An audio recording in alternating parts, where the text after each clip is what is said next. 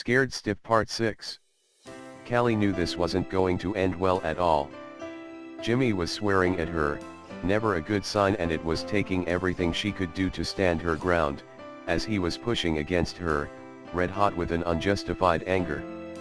She didn't want Terry to get hurt, and she knew what getting caught in a fight was going to do for him.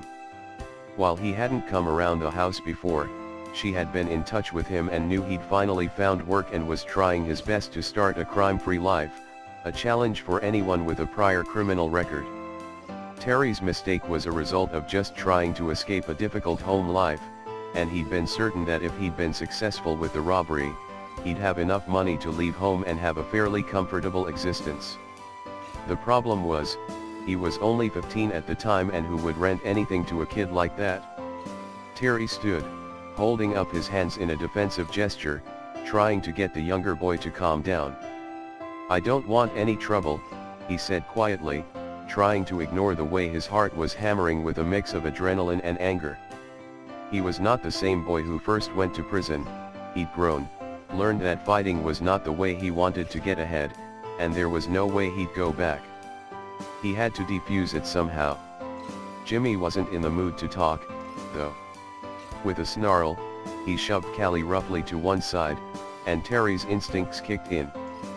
It was one thing to be personally attacked, but he was not going to stand by while a woman was hurt at the hands of another. He reached out, his hand knotting into the fabric of Jimmy's shirt and his eyes glittering danger. From her position on the ground, Callie pleaded for the boys to calm down, to realize that they needed to settle down before there was real trouble. Sure enough, within seconds her father was outside, his voice loud and threatening. Cops were crawling through the area before the boys even knew what had happened. Both were disliked by Callie's father, who hated that his beautiful daughter was associating with the boys. It wasn't even her father that had called the police. A neighbor had seen what was going on across the road, knew something was up and, fearing for the safety of her neighbors, called in.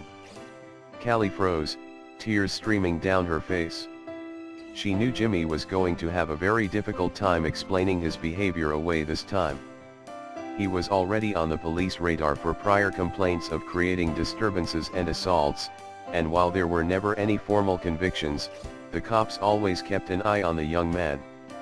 To top it off, Terry shouldn't have been anywhere near the house, and judging from the stormy look on her father's face, things were about to go from bad to worse.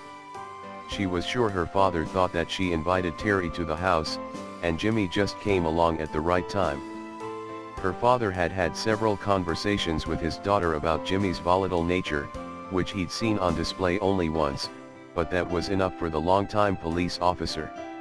Now, though, with both Terry and Jimmy in cuffs, Callie was heartbroken, pleading with her father to do something. While her father felt devastated at the sight of his only daughter in tears, he knew that the only way to help these boys realize violence was to send them behind bars, even if it was only overnight. Jimmy scowled at Terry as he was led off to a separate vehicle by a tall burly cop.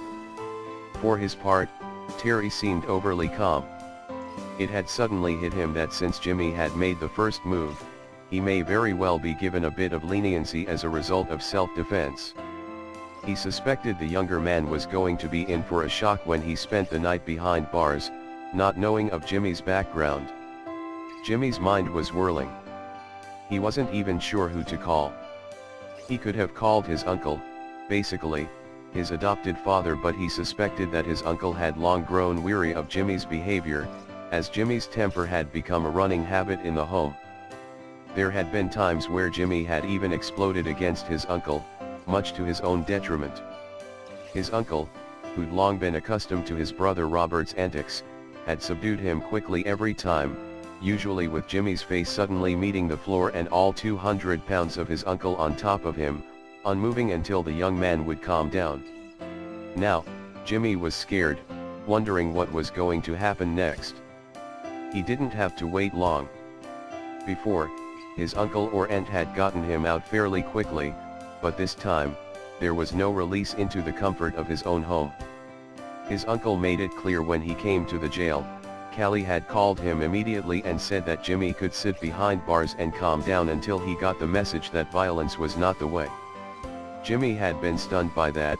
He'd already rejected his father, more or less, and hadn't expected his only uncle to turn his back on him. The biggest insult came when Callie's father showed up, his mouth stern and unmoving under his walrus-like mustache. Jimmy felt his face grow hot under the older man's icy gaze. He listened as the cop told him that he was to stay away from his daughter, that he knew without a doubt that Jimmy was headed for no good, even though his marks in school might tell everyone else otherwise. "You're going to be worse than your father," Callie's father said coldly. "I don't want that for you, son, but that's where you're headed until you straighten yourself out. You hurt my daughter tonight, and that's unforgivable." Jimmy scowled at him. "I'm not your son." "No, you're not, but damn it, I know your father. I knew the arresting officer, and he said your old man was the type of man who was a bit of a sneak with a lot of violence in him. His blue eyes were flinty. Same sort of violence I saw in you tonight. Callie deserves better than a bully." Jimmy stood, stretching to his full 6-foot height and standing so only the bars separated him and Callie's father. "I'm not a bully, sir. Who else would shove a woman the way you did? She cut her head on the side of our home gym.